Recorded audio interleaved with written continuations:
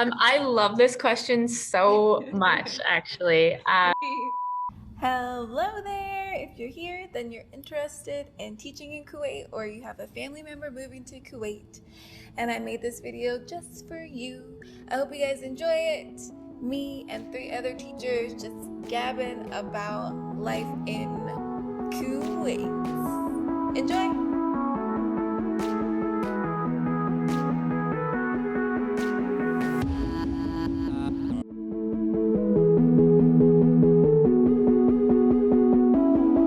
Did you ever run into like any issues with like people who are Christians in Kuwait, like, I don't know, feeling unsafe or, apart from maybe like going out and like, trying to convert Muslims to Christianity, not something like that, but just like being Christian, going to a church, did they ever feel like unsafe? Nope, I never did. People would invite me to certain things, and I never felt unsafe in Kuwait at all, actually. There are non-denominational churches you could go to if you wanted to do that. There's mosques, and I've been inside the mosque. They're beautiful.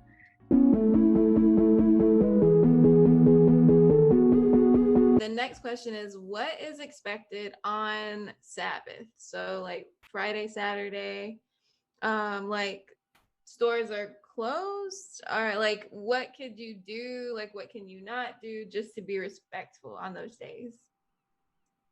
Okay, so in my neighborhood, when they would be, when the call to prayer would happen, the stores in my neighborhood would be closed.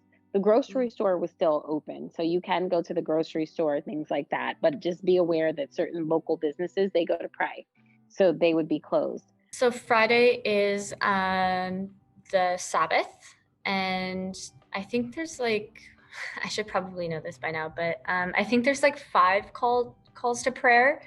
So you'll get like a lot of people going to the mosque to pray, a lot more than other days of the week, but it's just pretty much like a regular day. During Ramadan, for example, you're expected to not eat in front of others. So they're not asking you not to eat, just don't do it in front of others. So for example, I would go in my classroom and I would just put paper to my door, and that way I could eat and I wasn't disrespecting anyone else or doing it in front of anyone else. If I wanted to drink water during Ramadan, I would just do it so no one else could see me. So during Ramadan, for example, you're not supposed to be on the street like drinking or eating between sunrise and sunset, unless like if you're pregnant, obviously that's different, or really old people, you'll see, or children. Their children aren't expected to follow it when they're very young. So that was the only thing. But major stores are open during calls to prayer. Just the smaller stores wouldn't be open. I would still go get like ice cream, for example, because it's hot, like the ice cream place was open, or Western chain foods places are open. The malls are still open. So you can still do all of that. It's just certain things do close down. And during Ramadan, businesses do have different hours. And then at night, everything is lively. During Ramadan, once the sun goes down, you'll see everyone everywhere.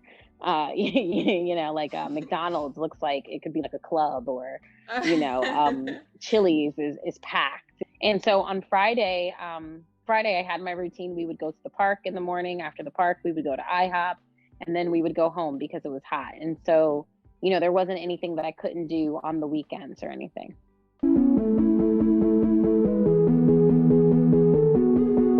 Next question. What things or actions are considered haram for foreigners to do? So things that are haram are like, don't steal, don't kill, don't commit adultery, like things like that. Like, should you not like shake somebody's hand? Like, is there like some kind of specific way to greet people that you noticed when you were in Kuwait? So if it's a male, I'll just wait. A lot of them will. The parents at schools like BBS and ASK will shake hands. They're like, they're more like open-minded and westernized, I guess. But some of them won't, so I'll just wait, especially for males. Yeah, I think that's it. But like, if you'd like to learn like a greeting word here, it's salam, which means peace. peace, but also like as a greeting, like just peace be upon you kind of thing. Like I wish you peace. And people say that as hi and as bye. So salam means hello, but also it might mean goodbye.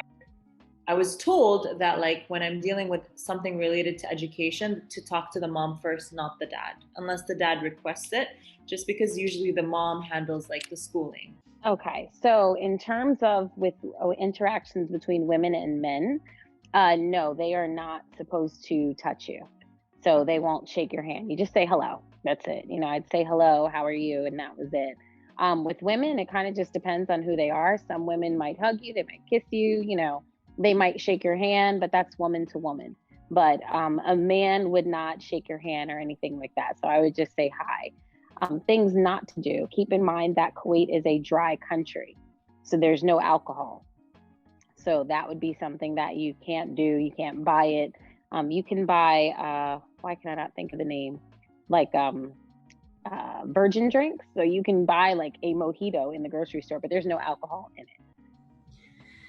So I think like for like people that you don't know, when you're just meeting someone, it's just like a standard greeting, like a handshake.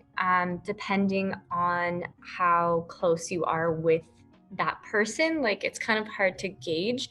They are a very like huggy, kissy type culture, like to greet you. But I think with the pandemic, that's changed quite a bit, and it'll probably stay changed. In terms of greeting a member of the opposite sex, it just depends on the person. So I have introduced myself to men, like fathers of students, and put my hand out to shake their hand, and they've shaken it. And I've had other parents, fathers, be like, no, sorry, like I don't shake women's hands. And so like in that case, I just said like, oh, I'm so sorry, like, you know, I really apologize. And they're just really calm about it. And they're like, no, it's okay. Like, I understand. But just like my religion, I don't shake women's hands.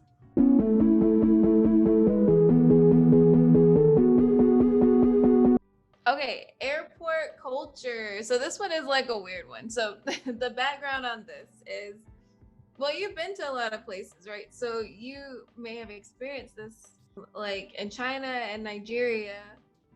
It's been like, you know, dash for your life because there's gonna be leeches trying to like, you know, like they want to take you to your destination for a taxi ride that's gonna like cost you a mortgage, or like they or like in Nigeria they might want to bribe, or they you know, they might say that you need to give them money but you actually don't, or maybe they don't actually work at the airport, like, but you don't know because nobody's wearing any kind of airport type uniform, so you don't really know who works at the airport. So my sister wanted me to ask, what is the airport culture like? Are we gonna get accosted? Should we just say no to everyone and don't look anyone in the eye? Like, what should we do? I love this question so much, actually. It's a great question. When I came to Kuwait, I'm not gonna lie, I had a panic attack. It was so disorganized and chaotic when I first arrived. You're not going to get like pestered to buy anything. You might get people who like porters who are trying to like take your luggage for you. And if they take your luggage, they're going to expect that you pay them. But that was during the busy season. So like at the end of August. And so everybody's coming back from their holiday homes. All the teachers are coming in. Like, it's just crazy. That has only been our experience one time. So since then, we haven't experienced that level of chaos, like, and people like butting and cutting. And like, I remember just being like, if everyone just backs up, then we can all just get our own luggage and then we can all just get out of here, guys. Like, let's just organize this a little bit more. But yeah, part of like the panic was that we had left Egypt, which also has a crazy airport like that. And we were told that Kuwait is a lot more organized than Egypt. So I was like, okay, I need to get out of the chaos, and I'm looking forward to having a little bit more organization. And we get here, and boom, that's like the first impression, just like chaos in the airport. Yeah, it's an awesome question. It's so funny because it's like, it's such a unique question. I feel like I would never think to ask that, and so I love it. I just love it so much. It's a great question. Oh my gosh, the airport in Nigeria is like, like you don't know what's going on. It's kind of like if you are anxious and you go to this airport, I don't know if if you would survive. Like if you need to have everything just so, like it's not gonna you don't know what's going on. People are doing this and then they're doing things that are redundant or that don't make sense, or like, where does the line start and end? Like, and then the bags, like when they took our bags to put them, like, I guess to take them to the plane, like you don't feel secure. Like you wonder, am I ever gonna see those bags again? Because they just kind of sit there in front of the desk. Like they don't put them on the conveyor thing like you normally would see. So they're just kind of there. Like, and you just think, is someone gonna pluck that up and just take it out of the air? Like, because there's so many people just milling around. It's so crazy. No, there's no one that's going to sell you anything. One thing that I do want you to know is even after you get your luggage, your bags will go through a scanner before you leave again. So although, you know, they've been scanned in all the places you've been to, before you walk out of the airport, they do scan your bags again. One thing that I noticed when I got to the airport that I tell everyone, when I first got to Kuwait, and you know, you have to go get your visa and everything, every man has the most beautiful beard you have ever seen in your life. And I mean, perfectly like a sharp line and beautifully chiseled. And they all come standard with dimples and beautiful hazel eyes. And so I was like, oh my gosh, like I was like, what, like, is this standard? And you know, everyone was very stoic, very straight faced, but you know, I couldn't help myself. You know, to one guy, I was like, you are beautiful. And he's like, thank you. And then I'm like, oh my gosh, you're beautiful. And I'm like, and you're beautiful. And I was amazed at their beards. I was never into beards until I went to Kuwait and saw how beautifully done every man's beard was. So they take very good care of their beards. But yeah, your bags go through security on your way out. And then you will see crowds of people picking up their family, but there's no one trying to sell you anything. There is a taxi line, so you can just hop in line to get a taxi, and that is kept very orderly. There's a McDonald's right across from the taxi line, but no one's trying to sell you anything. They do have high-end stores in the airport, but it's a very small airport, and but no one's going to try to sell you anything. They don't have anything like that. Queuing and order is not a thing here. For the most part, it's not a thing here. So if it's organized, people will stick to it. If it's disorganized from the start, people are just not gonna. So it depends again on the situation. But yeah, it's definitely not like North America or like Europe, where people are like automatically programmed to queue in an orderly fashion.